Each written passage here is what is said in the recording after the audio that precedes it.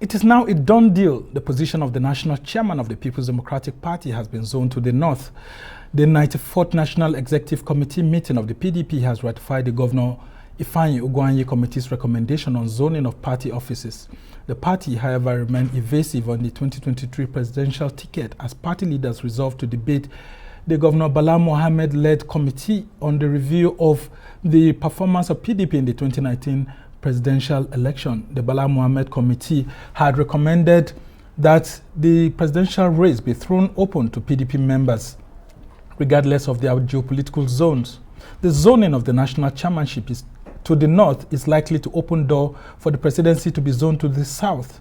Although some party members, including former Vice President Atiku Abubakar, have expressed dissatisfaction with this arrangement, this has further thrown open the debate on zoning across the country. Let's listen. There is no such thing as a president from southern Nigeria or a president from northern Nigeria.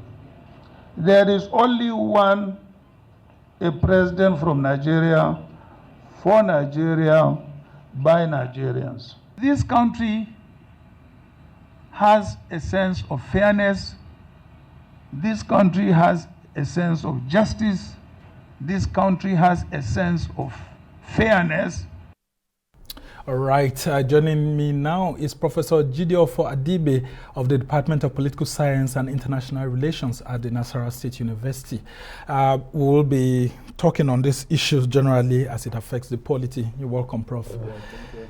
Yes, so the political weather was heightened during this outgoing week where we had the PDP finally resolving this teething issue of how to zone its party offices, and they've already done that now, and a lot of analysts say it shows how the party may likely present its presidential ticket in the 2023 general election. And this has also put pressure on the All Progressives Congress to also see how a chairmanship seat is given to the north, so that the presidential candidate of the party will come from the south, and so there'll be a south-south between the two biggest political parties. What's your assessment of this political gymnastics, as some people call it? Well, thank you very much, Sambo. The first thing to understand, let me just take one thing that I read quite a lot. When people say it is unconstitutional, that's actually a misnomer, because when you say something is unconstitutional, you are implying it is illegal. The fact that it is not in the Constitution does not make it unconstitutional. You just say it doesn't in the, and anything that is not in the Constitution is probably allowed. So the idea of zoning and power rotations are part of the contrivances that are used in nation building. So politicians should stop giving the impression that yes, but the politicians are politicians. It's illegal. No, it's not illegal. But even when they say unconstitutional, yeah. If you say something is unconstitutional, you are implying that it breaches either the spirit or letter of the Constitution. It doesn't in this case. They're just trying to tell you, they probably want to say it is not a constitutional provision. It is a party arrangement, which is true. But these are just contrivances to supplement the instruments that are in the Constitution for nation building, like federal character principle. So that's, if we get it out of the way, then we also have to understand two other things. One is that politicians are politicians. They are in this thing for, you know, despite what they say, they have to serve their interest. Even the southern politicians that are insisting that the power must rotate, many of them, when they go to their states and there is governorship election and they have power rotation and zoning arrangement, they will say it doesn't apply. So it just depends on where. It's very interesting because with due respect to the former vice president, you know, in 2011, 2010, 2000, there was a huge controversy about the zoning arrangement. Yeah, and huge clamor for the presidency to return to the north. Yeah, because Jonathan was going to contest in 2011, and the whole sword of the north believed that it amounted to cheating the north. I actually bought that idea. I was opposed to Jonathan running in 2011. I said it was going to, you know, upset and a gentleman arrangement between the two blocks. So politicians are politicians. When it doesn't favor you, you have to say what you have to say.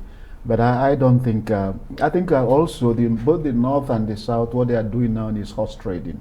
They raise the start and then they engage in negotiation. The people that are involved are too much vested in the system that they can't afford the system to unravel.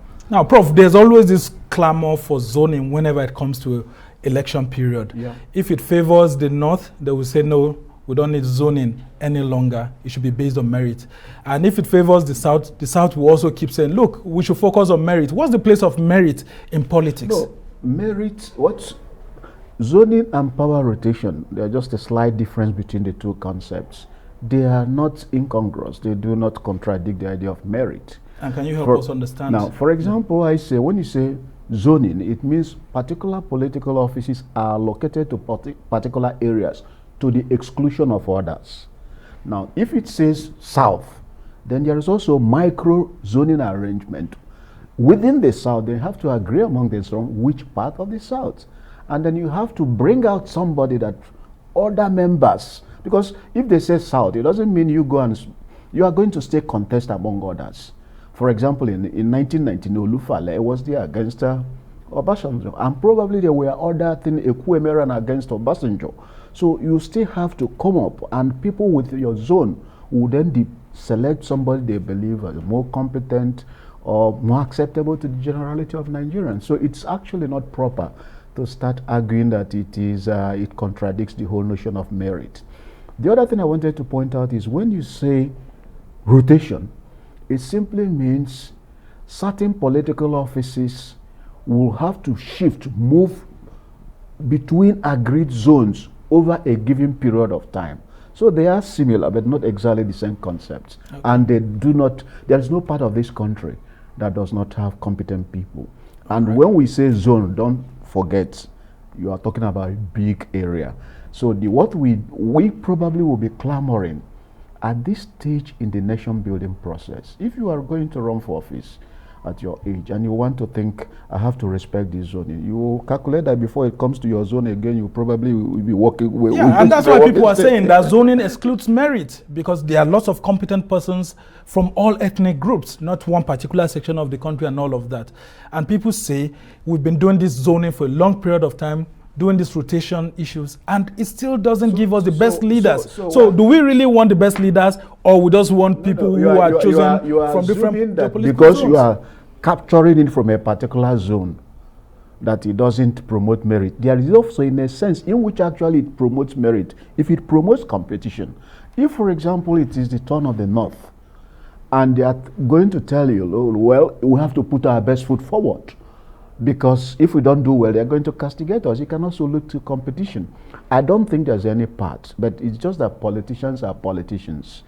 And it doesn't matter whether from the North or from the South. They are just different ethnic and religious factions of the same elite. Now, with this decision by the People's Democratic Party, do you think it positions the party very well on a sound note ahead of its national convention at the end of this month, to prevent chaos among contestants and all of that, to bring reconciliation and then prepare the party ahead of 2023 when they'll be having their national convention to elect a presidential candidate? Let me say this thing. I foresee a situation where both APC, I'm talking about them, they will have to zone their candidates to the South.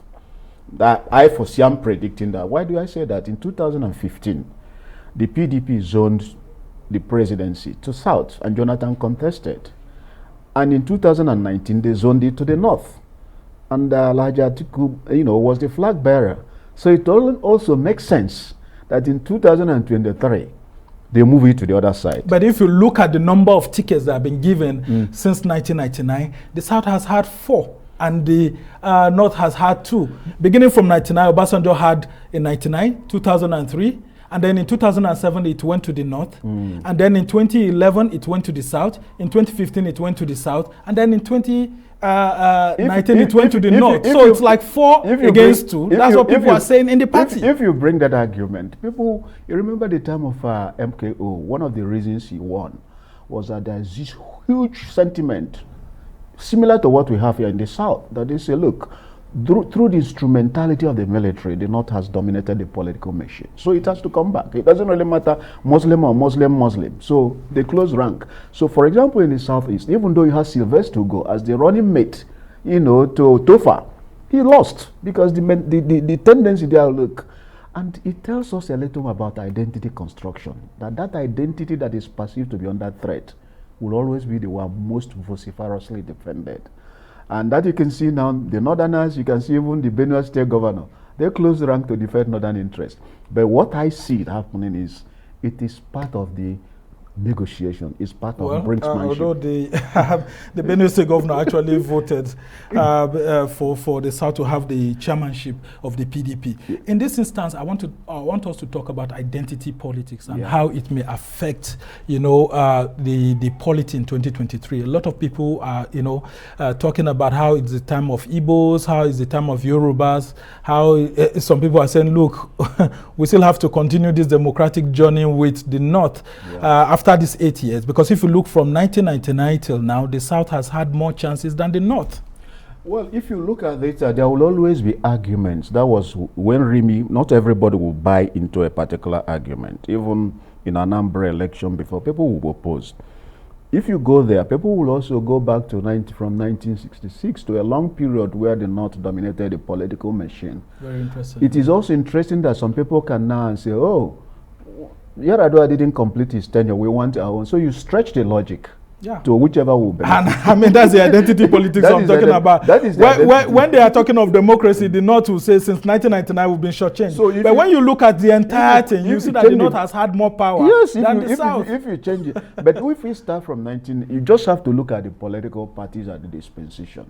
If you say, okay, PDP, you gave it 2015 to the North, 2019, 2015 to the South, 2019 to the North. Logically, we say 2023 move. Now you go to the APC and say, now Buhari has taken 2 terms. Yeah.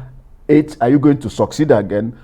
And so there is always logically you get the answer staring at you. It's just like in statistics, depending on the outcome you want. You have to change which one is your base year. You change the year, and then you get a different outcome. Very interesting Nigerian politics indeed. I just want you to talk about how well-positioned these political parties are. The 2 major political parties and other political parties ahead of 2023. Do you think that the focus is on what they could do for Nigerians, or this zoning and no zoning issue has distracted people from what they will be offering the people? Let me tell you, Sambo, politics is a contest between discrete entities. There are group dynamics in politics. It doesn't really matter anywhere in the world. That was why when Obama won, the black people were clamoring. You cannot, anybody saying, oh, we don't want to think of it. There's nowhere in the world where it exists. So identity will be part of it. The issue is, how is it managed? How is it managed? I think in the process of nation building, and I think the generality of even the people in the North who believe that the atmosphere is not conducive for somebody from the North. And I can tell you what they are doing. I want to bring what Hakim said, and because I understood very quickly, because I understood what he said differently when he said whether in the North, whether we are president or vice president, will continue. Just a response to people in the streets who are trying to say, oh, the South, presumably they hold the political, economic power, and we have political power as a lever. So if you give them political power, they are going to use it to, become hegemonic and try to impoveration. So by telling them, look, even if we are VP, we will still be there. Very interesting analysis you've got there. We have to go on this short break. When we come back, we'll continue the conversation, and we'll be focusing on the budget 2022 that was presented by President Muhammadu Buhari at the National Assembly. Stay with us. All right, welcome back. As the country moves towards 2023 general elections, security is undoubtedly a major concern to the President Muhammadu Buhari's administration, as this is evident in the 2022 budgetary allocation. President Buhari presented a 16 trillion naira budget for 2022 to the National Assembly, with defense and security getting 15% of the budget, followed by infrastructure, which got 8.9%, and education 7.9%. But much to be worried by Nigerians is the rising debt of the country. the Minister of Finance, Budget and National Planning, Zainab Ahmed, while presenting the budget breakdown, however, said revenue is not the biggest, revenue and not debt is actually the biggest challenge of the government. Let's listen. Some have expressed concern over our resort to borrowing to finance our fiscal gaps. They are right to be concerned. However, we believe that the debt level of the federal government is still within sustainable limits. Borrowing at specific strategic projects and can be verified publicly.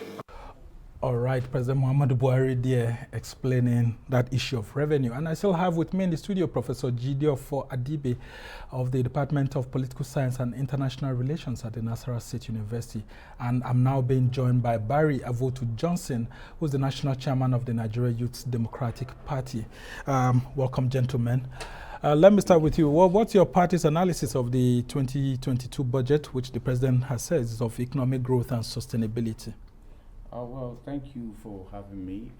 I'd like to start by saying this is the first time that the President of Nigeria in an APC government is providing the opportunity for a fast presentation budget to the National Assembly.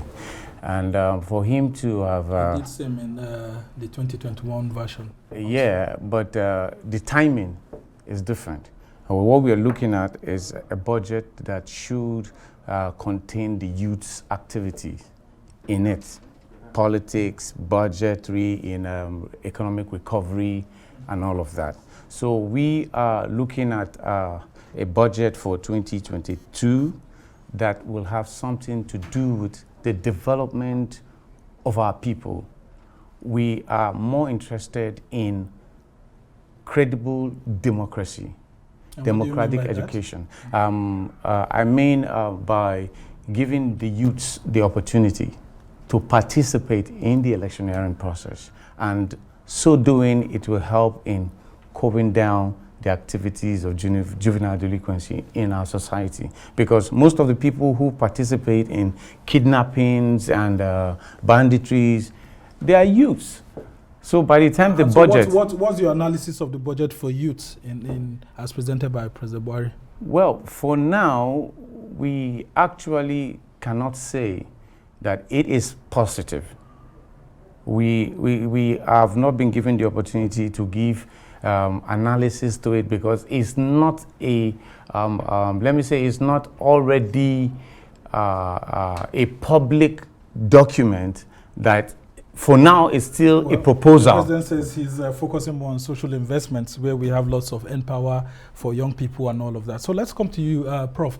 The President is giving this budget, which is his last full budget that he will be implementing before he goes, because in 2023, he will only have opportunity to implement half. Has this budget just become a ritual that doesn't have effect on Nigerians at the end of the day? Because we've seen last budget 13 trillion, and then this new budget ballooning from 13 to 16 trillion. And people are just asking, what's in it for us? Well, let me just put it the other way around. When you convert that 16.89 trillion or thereabout into dollars, it's roughly 39.89 billion. And that tells me that when Nigerians work with a swagger, we should just be a little bit more sensible, because the budget, remember, that's a proposal. Our own revenue is about 10-point-something trillion. 10.1 trillion. Now, this is the entire budget of a country. Now, the revenue for Microsoft in this 2021 was about 168 billion. US dollars. That of Facebook was about 87 billion. So it simply means when we are calling ourselves rich countries and we work with this big swagger, and when we convert this, you see that so many boroughs and equivalent of local government areas in advanced countries are richer than you. So it gives you a sense of proportion. Having said that, I want to say if we use the percentage sectoral allocation as an indication of government priorities, you say, well, they've done reasonably okay. Defense and security has 15%. Infrastructure has 8.9%. Education has 7.9%, and then health I think this shows some kind of preferences. But however, if you also see that he has to borrow about 5 point something trillion, to 6 trillion, almost to do this, and then put it that in the first 5 months of this year, we were using 98% of our revenue to service debts, then you get worried. I was actually worrying about it. Then I started to think, say, what of that maybe Buhari is even smart in a way that we're not giving him credit. What if he believes that this will not be repaid? Because no country actually has repaid all these things. What if he's just borrowing and then hoping that, like what happened in the 80s and 90s, we'll have another debt, there will be another forgiveness. He started even by saying it in the UN. Yeah, is it possible that, because when we talk about responsible borrowing, you also have to talk about responsible lending. Yeah. So that at a point when you say, I cannot pay, just like in your banks will put in place measures to make sure that you have the capacity to pay back. And the government keeps on throwing this thing about debt to GDP ratio, which is 23%. Yeah. What they forget to say is that the debt to revenue ratio is what we should be coming. Our own debt to revenue ratio is about 7.9. The average in sub-Saharan Africa is about 12%. Globally is about 29%. So we also be talking about our debt to revenue ratio. In the House, when you see Buhari budgeting 100 billion naira for INEC to start preparing for 2023 election, and then he's also said that he has budget monies for the population census next year, what do you think all of this is all about? And how feasible do you think, for example, the census will hold next year, considering that several ones haven't held since 2006? Well, for me, I don't think the census will work because we had a chairman who was appointed during the Goodluck era, and he came up and said there have never been any census in Nigeria, and he was advised to resign. That is somebody who has integrity in his business and in the business of the activities of everything. So I don't see a practical census happening where there is no peace in the country. These are issues we cannot just put aside. So the government actually got it wrong by saying that we should do a census. Yes, when Nigeria is not peaceful. We are only working hard to make it look peaceful. But the government gave more money to defense. More money to defense, but we are not seeing the actualization of the usage of the money. Okay, very quickly, Prof. The issue of census in less than 60 seconds. Well, every government wants to put it last because it is contentious. For as long as population remains a key criterion for revenue allocation, it is going to continue to be contentious. It's not only for revenue, it's also for allocation of seats in the Federal House of Representatives. So it is part of the politics and highly contentious. So no government, even Obasanjo, you put it towards the end of your regime so that if anything happens, you're already going. Yeah, you just run and leave the problem for the next president. Yeah. All right, just very quickly, are you are you considering that INEC will be able to hold very credible elections because of this 100 billion that's being made available to it before that election period, unlike in the past? Well, for my party, the NYDP, I think we don't believe in INEC for now. And the reason why we don't believe in INEC, you see, when we the youths are talking, you people laugh over what we say. But we are always saying the truth. I'm afraid we'll have to say this some other time because I've been told my time is up. Well, that's how it's been for this edition of This Week from me and the entire team here in Abuja. Goodbye and thank you for watching. We've had Professor Jodeofor Adibe of the Nasarawa State University and then Barry Johnson of the National Youth Democratic Party. Thank you so much. Nigeria Youth Democratic Party. Thank you so much and see you next time.